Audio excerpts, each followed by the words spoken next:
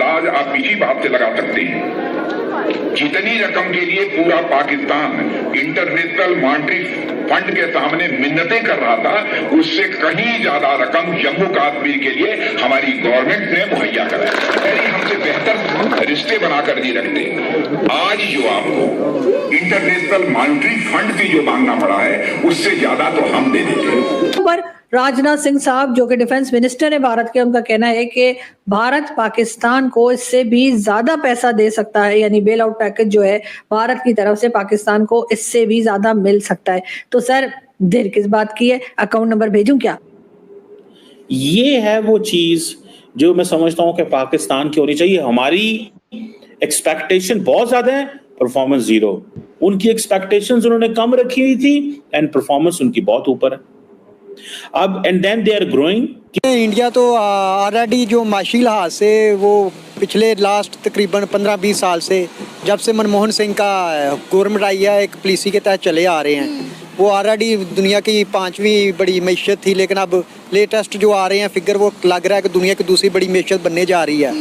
तो हमें देखें, अगर वो तरक्की कर रहा है तो कोई भी चाहे वो देखें, हमारे उनके साथ इख्तलाफात हैं, लेकिन अगर वो तरक्की कर रहा है माशी लिहाज से, उन्होंने एक पॉलिसी के तसलसल को बरकरार रखा है, चाहे मे भी कांग्रेस की गवर्नमेंट हो या बीजेपी की गवर्नमेंट हो। लेकिन बात सारी ये है कि राजनाथ सिंह साहब का ये भी कहना है कि जी बहुत पैसा भारत के पास है, और कश्मीर में भी उन्होंने इन्वेस्टमेंट की बात की। साथ साथ राजनाथ सिंह साहब का ये भी कहना था कि जी जाहिर है कि कोई भी अपने नेबर्स जो है वो नहीं बदले जा सकते। ये बात भी बिल्कुल ठीक है, और ये बात तो हम कब से कह रहे हैं कि ना तो भारत अपनी जमीन उठाकर कहीं यूरोप में या अमेरिका ले जा सकता है, और ना ही पाकिस्तान ले जा सकता है।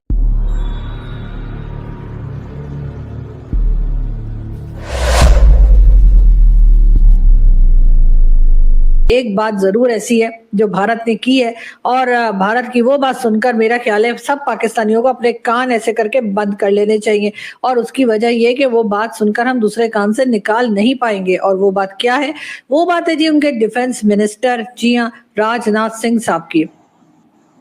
राजनाथ सिंह साहब ने कहा है कि पाकिस्तान ने जो आईएमएफ से पैसा लिया, यानी जो $7 बिलियन के लिए हम बार बार कह रहे थे, और आखिरकार जो है वो आईएमएफ ने वो देने पे हमें तैयारी कर ली, और हमें जो है हामी बढ़ ली, बल्कि हमें फर्स्ट इंस्टॉलमेंट भी मिल गई है। तो उसके ऊपर राजनाथ सिंह साहब जो कि डिफेंस मिनिस्टर है भारत के, उनका कहना है कि भारत पाकिस्तान को इससे भी ज्यादा पैसा दे सकता है, यानी बेल आउट पैकेज जो है भारत की तरफ से पाकिस्तान को इससे भी ज्यादा मिल सकता है। तो सर देर किस बात की है, अकाउंट नंबर भेजूं क्या? लेकिन बात सारी ये है कि राजनाथ सिंह साहब का ये भी कहना है कि जी बहुत पैसा भारत के पास है, और कश्मीर में भी उन्होंने इन्वेस्टमेंट की बात की। साथ साथ राजनाथ सिंह साहब का ये भी कहना था कि जी जाहिर है कि कोई भी अपने नेबर्स जो है वो नहीं बदले जा सकते। ये बात भी बिल्कुल ठीक है, और ये बात तो हम कब से कह रहे हैं कि ना तो भारत अपनी जमीन उठाकर कहीं यूरोप में या अमेरिका ले जा सकता है, और ना ही पाकिस्तान ले जा सकता है। मेरा ख्याल है कि जब से मैंने भारत और पाकिस्तान के ऊपर बात करनी शुरू की है या शोज करने स्टार्ट किए हैं, पहले इंडियन मिनिस्टर हैं राजनाथ सिंह साहब जिन्होंने कोई ढंग की बात की है। जी हाँ, जिन्होंने ये कहा कि जी पाकिस्तान को भारत जो है वो आईएमएफ से भी ज्यादा पैसा दे सकता है, और जाहिर है कि देना भी चाहिए, इसलिए कि जाहिर है पड़ोसी का हक पहले होता है। तो राजनाथ सिंह साहब ने बहुत अच्छी बात की, और मेरा ख्याल है कि पाकिस्तान की गवर्नमेंट को फौरी तौर पे अकाउंट नंबर भेज देना चाहिए, और अगर नहीं भेजते तो मेरा भेज दीजिए, वो पैसा मुझे आ जाएगा और मैं फिर दे ही दूंगी गवर्नमेंट को थोड़े बहुत। लेकिन बात सारी ये कि राजनाथ सिंह साहब ने ऐसा क्यों कहा? यकीनन वो ये सोचते हैं कि वही सारी शर्तें होंगी, वही सारी कंडीशंस होंगी जो भारत हमेशा से कहता रहा है कि जी हमारे यहाँ से जो है वो जो क्रॉस बॉर्डर टेररिज्म है उसके ऊपर उन्होंने बात की होगी। उसके बाद उन्होंने ये कहा कि जी ये जो लोग आपको पता है बगैर वीजा के जाते रहते हैं कश्मीर के जरिए भारत में, उनको रोका जाए। तो सर आप हमें $7 बिलियन छोड़िए, आप $2-3 बिलियन भेजकर तो देखें, यानी $2 से $3 बिलियन आप एक बार पाकिस्तान को देकर तो देखिए। मतलब हम तो किसी को क्या, हम तो किसी चींटी, कौवे, कबूतर किसी को भी नहीं आने देंगे। वो कबूतर से मुझे याद है एक जमाने में आप लोगों ने कबूतर के ऊपर भी इल्जाम लगा दिया था कि जी कबूतर जो है वो भी जासूसी कर रहे हैं, हालांकि वो तो बेचारा इतना प्यारा सा परिंदा होता है, उसने क्या जासूसी करनी है। लेकिन खैर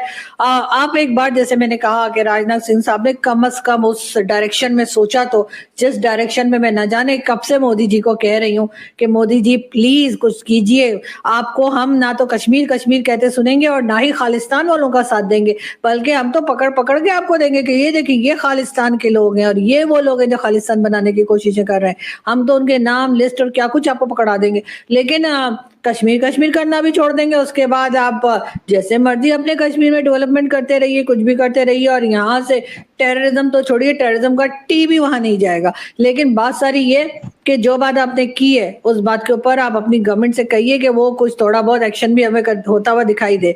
आपने आईएमएफ की बात की, आईएमएफ से लोन ले लेकर हमने आईएमएफ का फट्टा बिठा दिया है, और अब हमारी जो गवर्नमेंट है यानी कि शहबाज शरीफ साहब, उनका कहना ये है कि जी इस वक्त जो पाकिस्तान जिस प्रोग्राम में गया है आईएमएफ के साथ, वो आईएमएफ का लास्ट प्रोग्राम है, यानी इसके बाद पाकिस्तान आईएमएफ के पास पैसा मांगने नहीं जाएगा।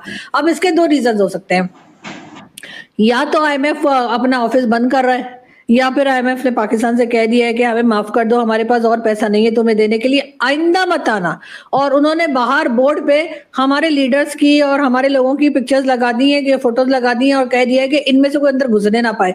शायद इस वजह से शहबाज शरीफ साहब ने कहा है कि आगे से पैसा मिलना तो है नहीं, तो पहले ही अनाउंस कर देते ना कि हम तो पैसा मांग ही नहीं रहे, हमारा तो ये लास्ट प्रोग्राम है। तो उसमें अगर आईएमएफ वाले ये कह भी दें कि हम नहीं देंगे, तो उससे होगा ये कि हमारी थोड़ी सी इज्जत रह जाएगी, हमें ऐसा लगेगा कि जी हम तो पहले ही नहीं ले रहे थे, हमें क्या जरूरत पड़ी है। लेकिन सुना आईएमएफ की हालत भी खराब हो गई हमें पैसा दे के, उसी तरह से जिस तरह चाइना की हुई है। मुझे लगता है राजनाथ सिंह साहब ने जो ये डिसीजन लिया है, या उन्होंने जो ये बात की है कि पाकिस्तान को आईएमएफ से भी ज्यादा बेल आउट पैकेज जो है वो भारत दे सकता है, और उसकी मेन रीजन यही है कि एक तो जाहिर है कि वो हमसे तंग आ गए, यानी हम हर वक्त रोते रहते हैं हमारे पास खाने को नहीं है, हमारे पास बिजली का बिल देने के पैसे नहीं है, हमारे पास ये नहीं है, हमारे पास वो नहीं है। तो आप सोचिए, आप अपने घर में रह रहे हैं और आपका पड़ोसी जो है वो ऊंची ऊंची आवाजों में जो है वो रोई चला जा रहा है और कुछ ना कुछ मांगी जा रहा है, कभी कह रहा है खाने को नहीं है, कभी कह रहा है मेडिसिन दे दो, कभी कह रहा है पैसा दे दो, कभी कुछ कह रहा है, तो आप आखिर तंग आके उसको चुप कराने के लिए कुछ ना कुछ दे देते हैं। हो सकता है राजनाथ सिंह साहब तक हमारी ये रोना पीटना पहुंच रहा हो, तो इसलिए उन्होंने ये बात की हो, लेकिन इसके अलावा भी कोई रीजन हो सकता है। अब देखें, चाइना को ले लीजिए, चाइना की इकोनॉमी जो है वो पहले बहुत स्ट्रांग समझी जाती थी, कहा यह जाता था कि जी अमेरिका के बाद चाइना ही वो कंट्री है जो कि सुपर पावर बनने जा रही है। मतलब हम तो अपने बचपन से यही सुनते सुनते बड़े हुए हैं कि जी चाइना जो है वो एक दिन वर्ल्ड पावर बन जाएगा और चाइना जो है वो सुपर पावर बनेगा। अमेरिका के बाद अगर कोई कंट्री सुपर पावर बनेगी तो वो चाइना होगी।